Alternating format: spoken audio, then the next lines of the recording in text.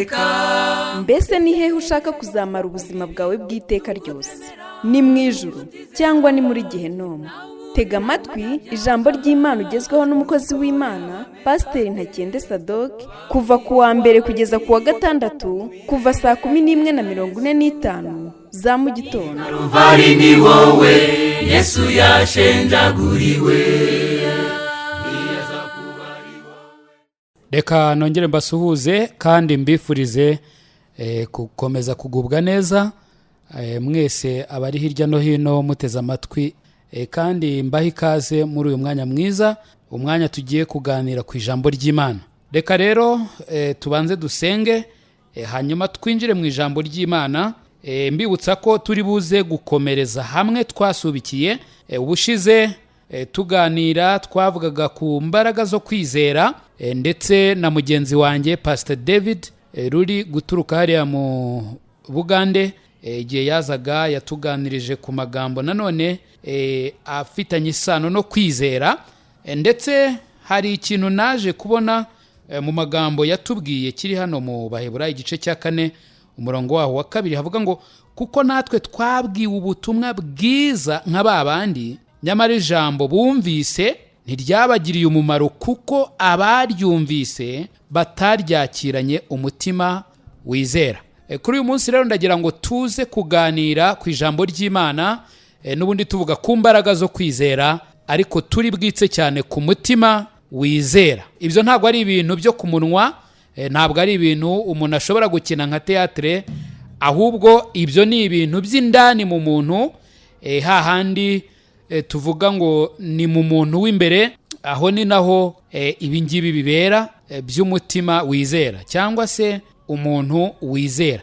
Ntabwo umuntu yizeza ibiganza bye, ntabwo umuntu yizeza ubwonko bwe, ntabwo umuntu yizeza ibirenge bye, ahubwo umuntu wizera ni wa wundi w'imbere, wa muntu w'imbere, wa wundi izingiro rye ari amarangamutima, ari ugushaka, ari n'ibyo bintu byose bijyanye no gutekereza. Ibyo byose hahandi bibera hirya iyo ngiyo, aho tutareba, aho tudatega n'amatwi aya y'umubiri ngo twumve, ariko twajya kumva tukumva umuntu arimwe aravamwo ibimuvamo. Uwo niwe wa muntu nyawe, uwo rero ni nawe uwizera cyangwa se ntiyizere. Reka dusenge Imana hanyuma tugaruke tuganira ku ijambo ry'Imana. Mana nziza, reka tugushime kandi tuguhimbaze, tugushimire neza wawe n'urukundo rwawe bitarondoreka. Uri mwiza ibihe byose kandi neza yawe twarayibonye, ndetse n'urukundo rwawe rwasabye mu mitima yacu igihe Kristo yazaga akadupfira ku musaraba, twebwe abari abanyabyaha babi bakwiriye gupfa tukarimbuka, kugira ngo nitukwizera duhabwe ubugingo buhoraho. Mana, urwo n'urukundo rwawe rutarondoreka, kuko ntago twari tubikwiriye, ntago twari dukwiriye ko mwami Imana watwoherereza umucunguzi yadupfira ari umukiranutsi, twebwe turi babi cyane. Warakoze rero, kandi by'umwihariko kano kanya tugushimiye n'uyu mwanya mwiza uduhaye wo kumva ijambo ryawe. Rero ndagusabye ngo udufashe wururutse imitima yacu, ice bugufi, yumve kandi yumvire icyo ijambo ryawe ritubwira. Buri muntu wese uteze amatwi ndakwinginze ngo uyu mwanya umubere wo kunguka, we kuba impfabusa kuri we, ahubwo mwami twese twunguke, utugirire neza kandi udufashe, ndetse ukureho imbogamizi zose zashobora kuzanwa n'umwanzi Satani, kugira ngo tutumve ijambo ryawe, ahubwo turyumve nk'uko riri, kandi icyo ushaka kibe muri twe. Mu izina rya Yesu nimwe dusabye twizeye, amen.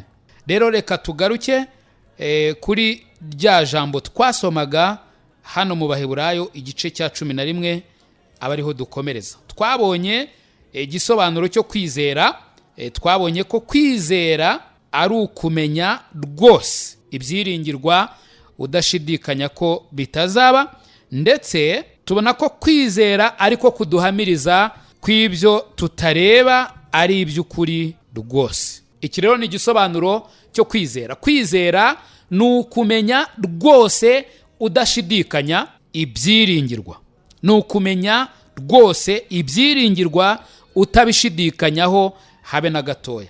Bibiliya rero yuzuyemo amasezerano y'Imana. uhereye mu itangiriro ukageza mu byahishuwe. Harimo amasezerano y'Imana, harimo amagambo y'Imana. Aya magambo y'Imana rero, kwizera ni iki?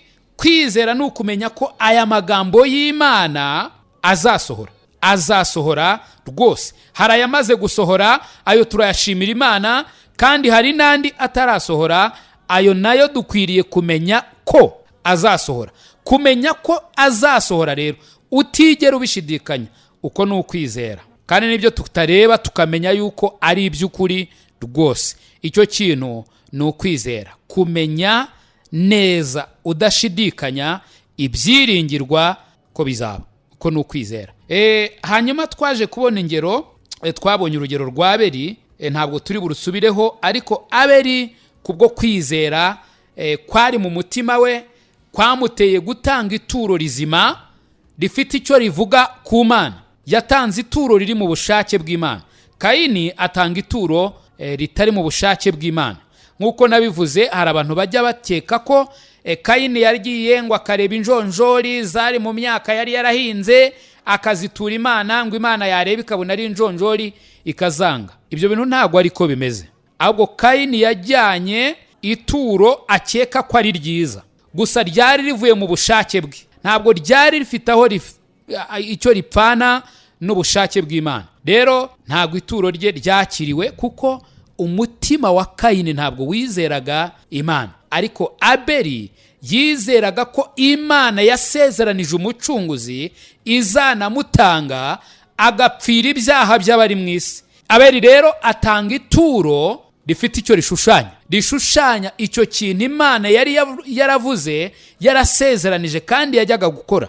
Rero uko kwizera kwa Abeli kwamuhwaniye no gukiranuka. Twabonye Enoki wajyanwe mu ijuru adapfuye. Kubera iki? Kubera za mbaraga zo kwizera. Noneho rero ndagira ngo turebe hano kuri Nowa, umurongo wa 7. Nowa nawe yabaje inkuge amaze kuburirwa n'Imana. Imana yamubwiye ibyajyaga kuba. Nowa yizera Imana. Hanyuma hano ku murongo wa 7 nk'uko habitubwira, ubwo turi mu Baheburayo igice cya 11 umurongo wa 7, haratubwira ngo kwizera niko kwatumye Nowa atinya Imana, amaze kuburirwa nayo iby'ibitaraboneka, akabaza inkuge yo gukiza abo mu nzu ye, ariyo yacishije iteka ry'abari mu isi, aragwa gukiranuka kuzanwa no kwizera. Nowa yaburiwe n'Imana. Imana imubwira yuko ibyaha by'abari mu isi byamaze kuba byinshi cyane bikayigeraho. Imana ibabazwa nabyo, Imana igambirira kurimbura abari mu isi. Ariko Imana kuko ari umutunzi w'imbabazi, ntabwo yashoboraga kurimbura abari mu isi itabahaye inzira yo gukiriramo. Imana mbere yuko isuka umujinya wayo, yabanje guca inzira y'abari mu isi bagomba gukiriramo. Inyuze rero mu mugaragu wayo Nowa, iramubwira iti baza inkuge. Nowa kubwo kwizera Imana yagomba kubaza inkuge. Imyaka 120 Nowa imara abaza inkuge. Hari abamufashije, niko ntekereza ubwa mbere, bageze aho barabireka. Hari abatangiye bamuseka. Imyaka 120 yashize, wenda bamwe barapfuye, abandi wenda bari bagihari bashaje, bakajya bavuga bati mbega umusaza ngo arasarakuze. Sinzi ibyo bavugaga ibyo ari byo byose, ariko mu myaka 120 Nowa yaza kuba umuntu udafite kwizera, aba yaracitse intege, aba yarageze bakavuga ati yewe ibi bintu ndabona bitakibaye, imyaka ibaye myinshi, reka mbyihorere. Ariko kwizera kwa Nowa kwatumye abaza inkuge, yihangana agategereza kugeza igihe yumviye ijwi ry'Imana rimubwira riti injira mu nkuge. Nowa arinjira. Amaze kwinjira, Imana ifunga urugi. Nabwo kandi amaze kwinjira mu nkuge, hashize iminsi Imana itegereje kugira ngo umuntu wese uri bufate umwanzuro wo kuza guhindukira aze kuwufata, ahindukire nawe yinjire mu nkuge. Nubwo atayibaje, ariko Imana y'urukundo, Imana y'imbabazi yari yiteguye gukiza uwo muntu kubwo kwizera, akinjira muri iyo nkuge. Ariko abantu ntago babonetse, berekanye ko icyo bagihisemo ari ukutizera Imana, ari ukurwanya Imana.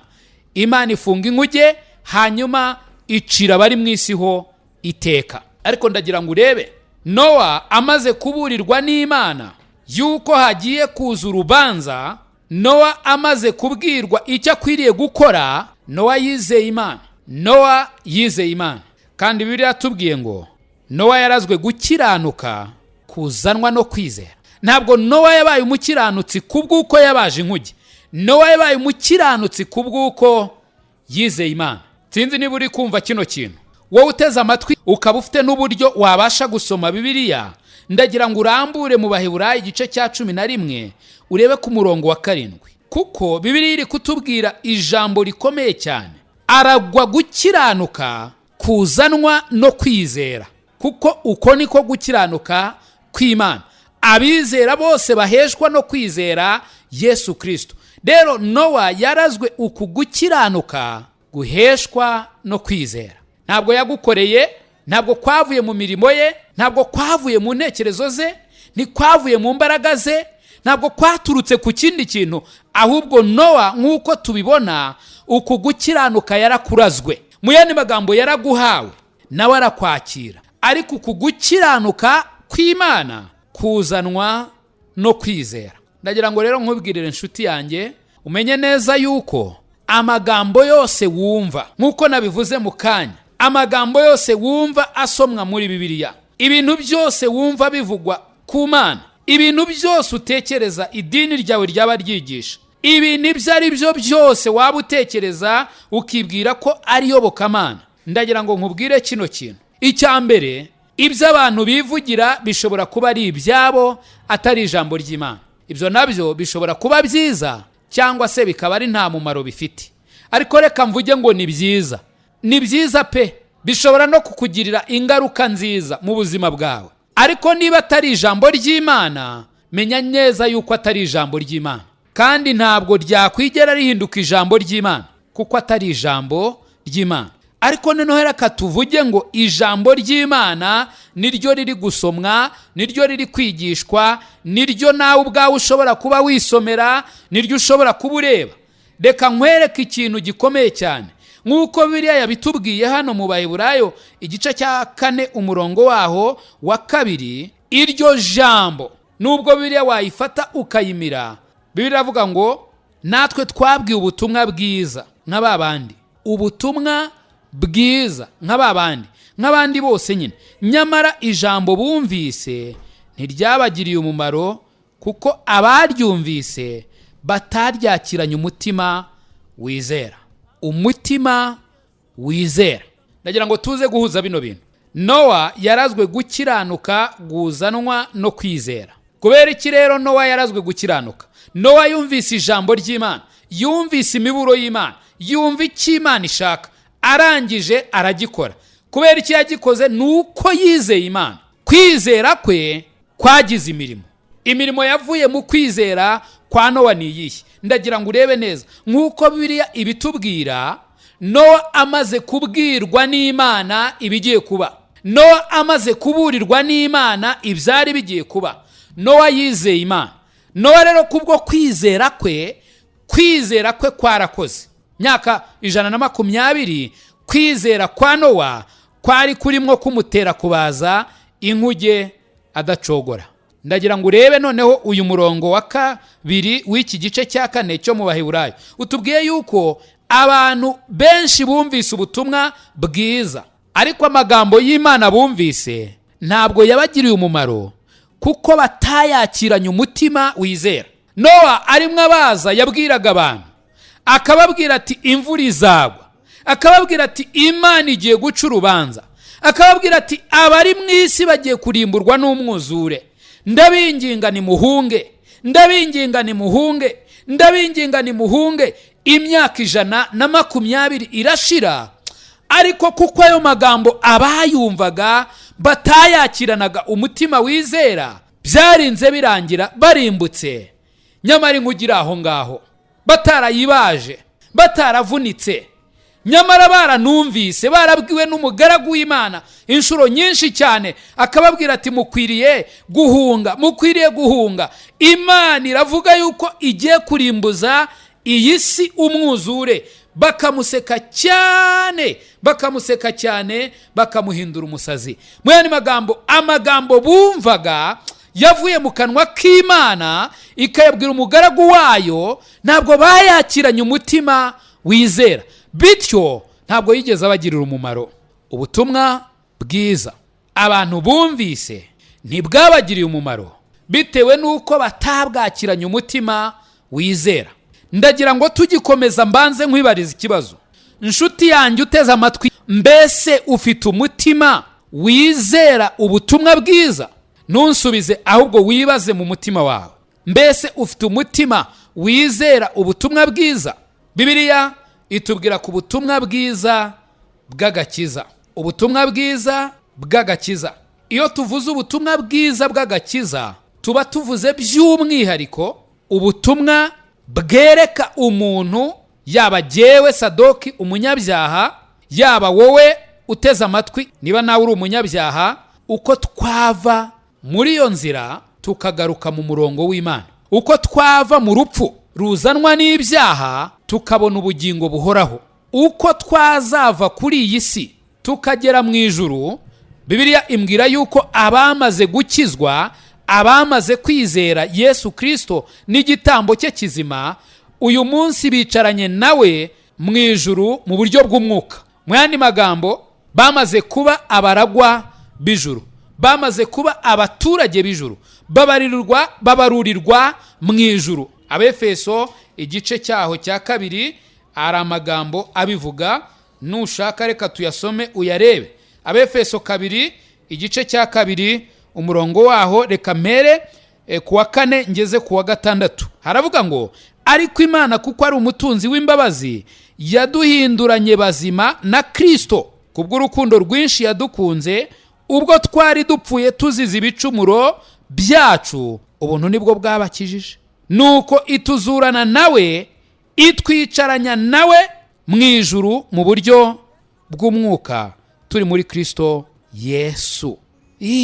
Bibiliya ivuga yuko niba twarizeye, ubwo twahindutse bazima, kandi tumaze guhinduka bazima, Imana itwicaranya na Kristo mu ijuru mu buryo bw'umwuka. Ubutumwa bwiza bw'agakiza nibwo nari ntangiye kuvugaho. Hari n'ubundi butumwa Bibiliya itubwira, kandi nshatse navuga ko nabwo ari ubutumwa bwiza. Hari ibintu byinshi cyane Bibiliya itubwira, kandi koko pe by'ubutumwa bwiza, kuko ubwo butumwa impamvu ari bwiza nuko bugamije kuduhindura nk'uko Imana ishaka. Ariko by'umwihariko dushinze agati ku butumwa bwiza bw'agakiza, abantu benshi bazarimbuka kubera yuko ubutumwa bwiza bw'agakiza iyo buvuzwe batabwakirana umutima wizera. Mwene magambo, ntabwo abantu bizera ubutumwa bwiza bw'agakiza. Ndagira ngo mvuge gatoya, cyangwa se nidushaka tunahatinde, kuko iki kintu ni ingenzi cyane, ubutumwa bwiza bw'agakiza. Iyo usomye Bibiliya ubona neza yuko kugira ngo umuntu akizwe hari intambwe enye agomba gutera. Ndavuga mu buryo bw'imyumvire, ntabwo ari ukuba umanuka cyangwa uzamuka cyangwa utambika ngo utere intambwe enye hanyuma uvuge ngo ubu ndakijijwe. Oya, ahubwo ni mu buryo bw'imyumvire, hanyuma intambwe ya 4 iri buze kuba ari intambwe yo kwizera. Iyo usomye Bibiliya ubona neza yuko umuntu ku bw'akavukire ndetse no ku migirire ye, umuntu ni umunyabyaha. Wenda wowe ntabwo ujya ubyibonamo, ariko genda bibona yuko ndi umunyabyaha. Ndetse aho nakirijwe maze gukizwa muri 2006, natangiye gusoma ijambo ry'Imana, ntangira kureba iby'Imana ishaka. Noneho uko ngenzuye intekerezo zanjye, uko ngenzuye ibyifuzo biba muri nge, uko ndebye buri gihe mbona ndi umunyabyaha, Kandi noneho ntabwo Bibiliya itubwira ko turi abanyabyaha gusa, ahubwo Bibiliya itwereka ko turi abanyabyaha badashobora no kwegera bikiza. Iyo abatwara abanyabyaha gusa ariko tukaba hari icyo dushoboye, byakabaye wenda bifite uruhengekero, ariko turi abanyabyaha babi, nta nubwo dushobora kwigera twikiza. Bibiliya rero irabivuga neza ko turi abanyabyaha, kandi abanyabyaha badashobora kwigera bikiza. Abaroma igice cya Abaroma igice cyaho cya 3 umurongo waho wa 23. Bibiliya iratubwira ngo kuko bose bakoze ibyaha ntibashyikira ubwiza bw'Imana. Ku murongo wa 9 haravuga ngo nuko tuvuga iki? Mbese turabaruta? Oya da, habe na gato, kuko tumaze guhamya abayuda n'abagiriki, cyangwa se baba abayuda baba n'abanyamahanga, yuko bose batwarwa n'ibyaha. Kwese turi abanyabyaha. Niba wowe utari umunyabyaha, ubwo ntago waba uvuze yuko ari njye ubeshya, wavuze yuko Imana ariyo munyabinyoma. Kuko Imana ivuga yuko abantu bose, abari mu isi bose ari abanyabyaha. Abari mu isi bose bakomoka kuri Adamu na Eva. Adamu yakoze icyaha, bityo kuko dukomoka kuri we, iyo kamere y'icyaha twayokojwe cyangwa se twayirazwe cyangwa se tuyikomora kuri sogokuruza wacu ari we Adamu. Twese turi abanyabyaha ku bwa kavukire ndetse binanyuze mu byo dukora. Turi abanyabyaha mu buryo ubwo ari bwo bwose. Ushatse wavuga ngo jyewe ndi umunyageso nziza, jyewe ntabwo nkora ibyaha byinshi, jyewe ntabwo nkora ibyaha binini, ariko ndagira ngo nkubwire yuko uri umunyabyaha. Waba uri umunyageso nziza n'ubundi ukomoka kuri Adamu, uri umunyabyaha. Uretse yuko Imana inagenzuye mu byo ukora, mu byo utekereza, mu byo wifuza, Imana nirazima yasanga uri umunyabyaha. Ushobora kubeshya umuntu nkanjye, ariko ndagira ngo nkubwire ko uri umunyabyaha. Uri we wese uteze amatwi, ntabwo icyo ari ikintu cyo kwirata, nta nubwo ari ikintu dukwiriye kumva yuko kiduteye ishema. Oya, ariko ukuri ni uko turi abanyabyaha. Icya kabiri, ari nacyo nakwita intambwe ya kabiri, ukwiriye kumenya ni uko ibihembo by'ibyaha ari urupfu. Ibihembo by'ibyaha ni urupfu. Yohana igice cya 3 umurongo wa 18 birambwira ngo umwizera ntacirwaho iteka, utamwizera amaze kuricirwaho kuko atizeye izina ry'umwana w'Imana w'ikinege. Hano nagira ngo nkwereke yuko umuntu utizera icyo Imana yakoze, uwo nguwo acirwaho iteka, cyangwa se mu yandi magambo urubanza rw'Imana rumuriho. Ugarutse hejuru ku murongo wa 16 haravuga ngo kuko Imana yakunze abari mu isi cyane, byatumye itanga umwana wayo w'ikinege, kugira ngo umwizera wese atarimbuka, ahubwo ahabwe ubugingo buhoraho. Aho ni Yohana 3 umurongo waho wa 16. Rero ngira ngo wabibonye ko bitabaye ku kwizera iki gitambo cy'Imana, bitabaye kwizera umwana w'Imana ari we Yesu Kristo, waje mu isi akabaho ubuzima buzira icyaha, akabaho akiranuka kugeza ubwo we ubwe yatanze ubugingo bwe akamena amaraso ye. Utigeze kumenya icyaha, Imana ikamuhindura kuba icyaha ku bwacu, kugira ngo muri we duhinduke gukiranuka kw'Imana. Mu yandi magambo, icyo nshaka kukwereka ni uko bitabaye impano y'Imana, bitabaye urukundo rw'Imana, bitabaye agakiza k'Imana, ntabwo dushobora kwigera tugira icyo twirata. Rero ibihembo by'ibyaha ni iki? Ni urupfu. Mu Baroma igice cya 6 umurongo waho wa 23 Bibiliya iratubwira ngo, Abaroma igice cya 6 umurongo waho wa 23 haratubwira ngo kuko ibihembo by'ibyaha ari urupfu. Ibihembo by'ibyaha ni urupfu. Igice gikomeza cyo murongo kiravuga ngo ariko impano y'Imana n'ubugingo buhoraho muri Yesu Kristo umwami wacu. Hano mu Ibyahishuwe igice cya 20 umurongo waho wa 14 n'uwa 15 Bibiliya hari icyo itubwira. Ibihembo by'ibyaha ni urupfu. Urupfu ruhe? Ndagira ngo turebe hano mu Ibyahishuwe igice cya 20 umurongo waho wa 14 n'uwa 15 haratubwira ngo urupfu ni kuzimu bijugunwa muri ya nyanja yaka umuriro. Iyo nyanja yaka umuriro niyo rupfu rwa kabiri. Twari tumaze kubona ko ibihembo by'ibyaha ari urupfu. Uru rupfu rero ntabwo ari runo rupfu rw'umubiri, nubwo n'urupfu rw'umubiri urunguru dupfa, abantu bakarira babonye umuntu atagihumeka, bati ye baba yavuye mu mubiri, ye baba runaka aradusize, ye baba ibintu byinshi cyane biba, namwe murabizi, hanyuma tukamujyana tukamugeza mu irimbi, abashyingura mu marimbi cyangwa se abashyingura hafi no mu rugo, aho ariho hose ni ugushyingura, ariko turagenda tukamugeza, twarangiza tukavuga tuti igendere, natwe niyo maherezo tuzaza. Urwo ni urupfu rw'umubiri.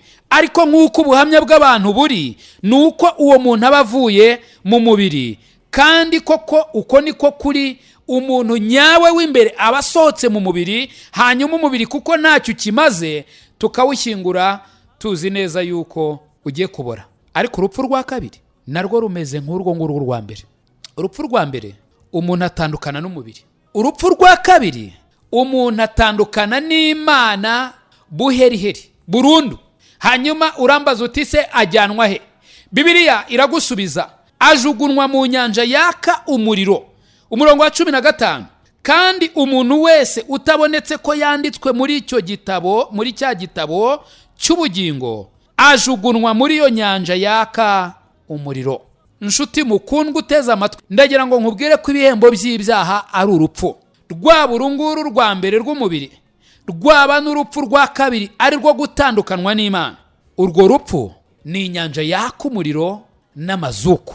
Urwo ni rwo rupfu rwa kabiri. Uru rupfu rero ruzarya abanyabyaha, abantu bose badafite ubugingo buhoraho, abantu bose badafite agakiza, abantu bose batabyawe ubwa kabiri. Iherezo ryabo rizaba mu nyanja yaka umuriro n'amazuku. Ubwo ntabwo ari bwo bushake bw'Imana, ntabwo ari icyo Imana ishaka. Imana itwihanganira idashaka ko hagira umuntu n'umwe urimbuka. Niyo mpamvu ibyo bintu bibiri nkubwiye bikomeye kandi biri impamo kuri buri muntu wese.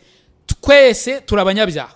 Icya kabiri ni uko ibihembo by'ibyaha ari urupfu. Ibyo byombi ni ibintu binateye ubwoba, ni ibintu kandi bitari ibyo kunezeza. Ariko noneho hakaza icya gatatu, nk'uko twabibonye mu Baroma igice cya 6 umurongo waho wa 23 ku gice cyaho cya 2 cy'uyu murongo haratubwira ngo ariko impano y'Imana ni ubugingo buhoraho muri Yesu Kristo umwami wacu. Impano y'Imana ni iki? Ni ubugingo buhoraho muri Yesu Kristo umwami wacu. Kubera icyo ari impano, nuko tutabikwiriye. Ntabwo ari ibintu twakorera, ntabwo ari ibintu dukwiriye ngo tuvuge ngo ni lazima Imana igomba kubiduha. Oya, ni impano y'Imana. Ntabwo twari tuyikwiriye, ahubwo ituruka mu rukundo rw'Imana. Kubera iki tutayikwiriye? Nuko turi babi, turi abanyabyaha, twakoze ibyaha, rero turabo gupfa. Abo gupfa nta nubwo bashobora kwikiza. Yesaya igice cya 53 hari amagambo nkunda ahari akomeye cyane. Ndagira ngo dusoma aya magambo duhereye hano ku murongo waho wa 4.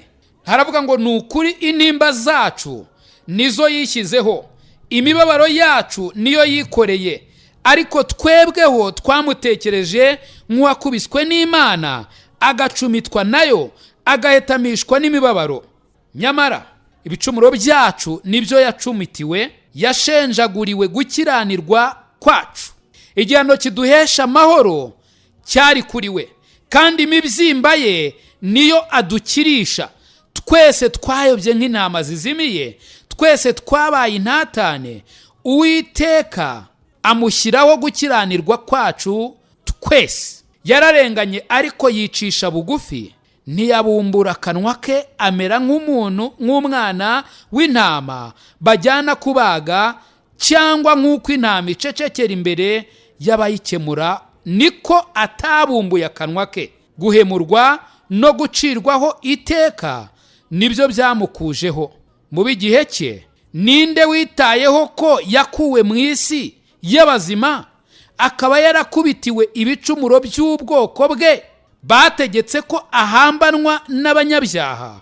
Yari kumwe n'umutunzi mu rupfu rwe, nubwo atagiraga urugomo kandi ntagire uburyarya mu kanwa ke. 10 ndagira ngo hatege amatwi. Ariko Uwiteka yashimye kumushenjagura, yaramubabaje. Ubwo ubugingo bwe buzitambaho igitambo cyo gukuraho ibyaha, azabona urubyaro, azarama, ibyo Uwiteka ashaka bizasohozwa neza n'ukuboko kwe.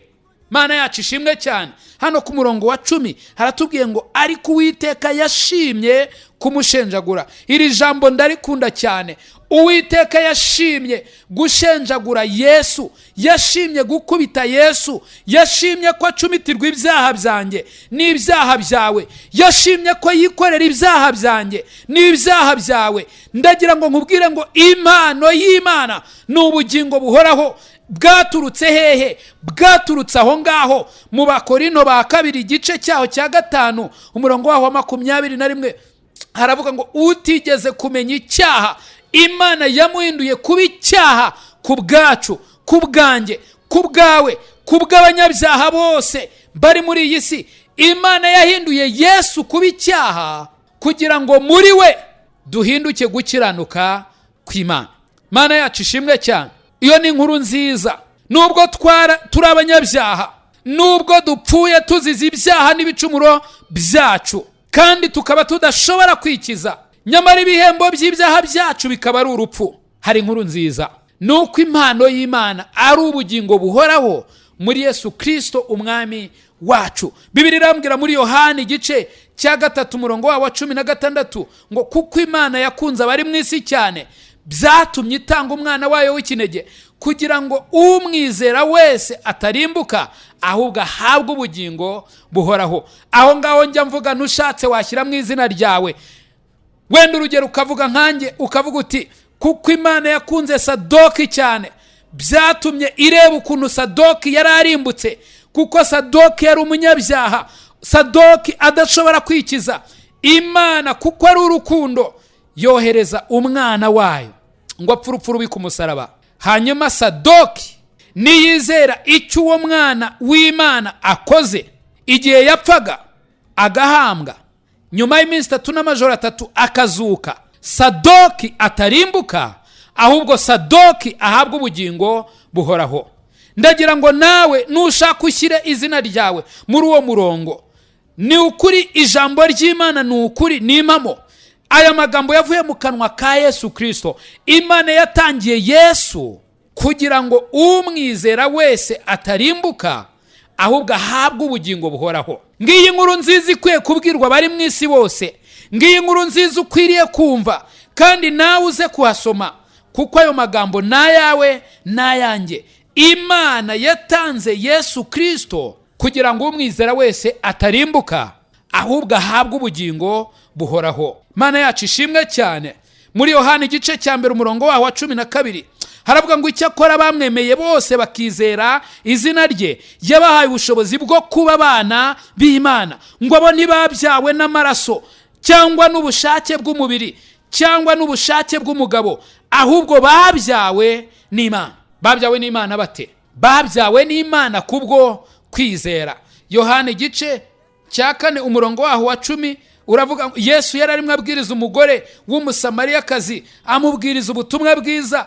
Nuko arangije amubwira kuri impano y'Imana disi we, aramubwira ati iyaba wari uzi impano y'Imana ukamenya n'ugusabye amazi uwo ari we, nawe uba umusabye nawe akaguha amazi y'ubugingo. Yesu yararimo abwiriza umusamariyakazi. Nuko uyu musamariyakazi we yararimo areba iby'umubiri, yararimo areba ibiri mu mutima we, iby'inzangano, iby'ukuntu abasamariya n'abayuda baziranaga. Uyu samariyakazi akumva ibyo ari byo bikwiye gukurikizwa.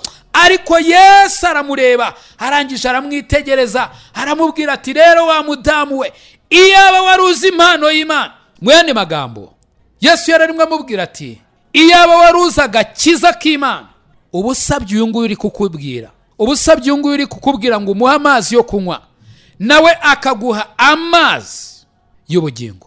Ariko Yohana igice cya 5 umurongo wa 24 Yesu aravuga ngo nukuri ndababwira yuko uwumva ijambo ryanjye akizera uwantumye aba afite ubugingo buhoraho kandi ntazacirwaho iteka, ahubwo abavuye mu rupfu ageze mu bugingo. Niki ndi kugerageza kukubwira? Ndimo ndagerageza kukwereka ko usomye Bibiliya inshuro nyinshi cyane wasanga Bibiliya ivuga yeruye neza ko impano y'Imana ari ubugingo buhoraho, kandi ubwo bugingo bubonerwa muri Kristo Yesu, hanyuma uwizera wese akabuheshwa no kwizera icyo Yesu Kristo yakoze igihe yabambwaga, agapfa, agahambwa, akazuka. Icyo ni icya gatatu. Icya mbere nababwiye yuko kugira ngo umuntu akizwe akwiye kwemera neza, akemeranya n'Imana ko ari umunyabyaha. Nta muntu ushobora gukizwa atemera ko ari umunyabyaha, kandi nta n'umuntu ushobora gukizwa atemera yuko ari umunyabyaha udashobora kwigera na rimwe yikiza. Iyo umaze kumenya ko uri umunyabyaha kandi ukamenya ko uri umunyantege nkeya udashobora kwigera wikiza, ubwo uri mu ntambwe ya mbere kandi uyirimo neza. Intambwe ya kabiri ni ukumenya neza yuko ibihembo by'ibyaha ari urupfu. Ibihembo by'ibyaha ni urupfu. Iki umaze kukimenya, uba rwose umaze kumenya ukuri kw'Imana idashobora kwigera ibeshya. Imana niyo ibivuga, yabivuze kuva mu itangiriro kugeza mu byahishuwe. Iki ni igitangaza, kuko iyo urebye Bibiliya ubona neza yuko Imana idahinduka. Imana yabwiye Adamu, iramubwira iti nuramuka udaciye mu nzira nkweretse, ugaca inzira wishakiye, mu yandi magambo ukarya ku giti cy'ubwenge bumenyekanisha icyiza n'ikibi, no gupfa uzapfa. Ko niko byagenze. Ngira ngo nta muntu n'umwe wambwira ko aturanye na Adamu. Adamu yarapfuye kuko Imana itabeshya yari yabivuze, kandi natwe irabitubwira. Umuntu wese udakijijwe ni lazima azarimbuka. Gore icyo kintu iyo umaze kukimenya, uba ukeneye kumva inkuru y'ubutabazi ariyo twari tumaze no kureba. Impano y'Imana ni ubugingo buhoraho. Imana yohereje Yesu Kristo kugira ngo azapfe urupfu rubi, aterwe imisumari mu biganza, aterwe icumu mu rubavu, yambara ikamba ry'amahwa, yikorera umusaraba uremereye cyane, anyure muri iriya mibabaro yose, atari ukubera ko ari umunyabyaha, ahubwo kuko Imana yashimye kumushenjagura, kuko Imana yafashe umukiranutsi ikamushyiraho gukiranirwa kwacu, kugira ngo muri we duhinduke gukiranuka kw'Imana. Wow! Mbega urukundo rw'Imana! Hari umuririmbyi wavuze ngo nta warondora uko rungana, kandi uko niko kuri koko, kuko urwo rukundo rurenze n'intekerezo zacu. Ntabwo twaruvuga, nubwo twakwandika ntabwo twabishobora. Ni gute Imana ikiranuka, ni gute Imana yera yatinyutse ikaza gucungura abanyabyaha babi barimo na Sadoki. Mana yacu ishimwe cyane, kuko imbabazi zayo zihoraho iteka ryose, kandi urukundo rwayo ntirurondoreka. Rero intambwe ya kane ari nayo ya nyuma, nuko ukwiriye, nyuma yo kumva ibyo byose mbabwiye uko ari bitatu, ukwiriye kwakira Yesu nk'umwami n'umukiza w'ubugingo bwawe. Umwakira ute? Mu kwizera icyo yakoze ku musaraba. Abaroma, ari naho dusoreza, Abaroma igice cyaho cya 10 umurongo waho wa 9 haratubwira ngo niwatuza akanwa kawe yuko Yesu ari umwami, ukizera mu mutima wawe yuko Imana yamuzuye, uzakizwa. Kuko umutima ari wo umuntu yizeza akabarwaho gukiranuka, kandi akanwa akaba ariko yatuza agakizwa. Ibi ngibi ubikoze nk'uko Imana yabitubwiye, ukemera Yesu Kristo ukamwizera, ibyo byaguhwanira no gukiranuka. Wahinduka umwana w'Imana, wahinduka umuragwa w'ijuru. Aka kanya izina ryawe ryakwandikwa mu gitabo cy'ubugingo.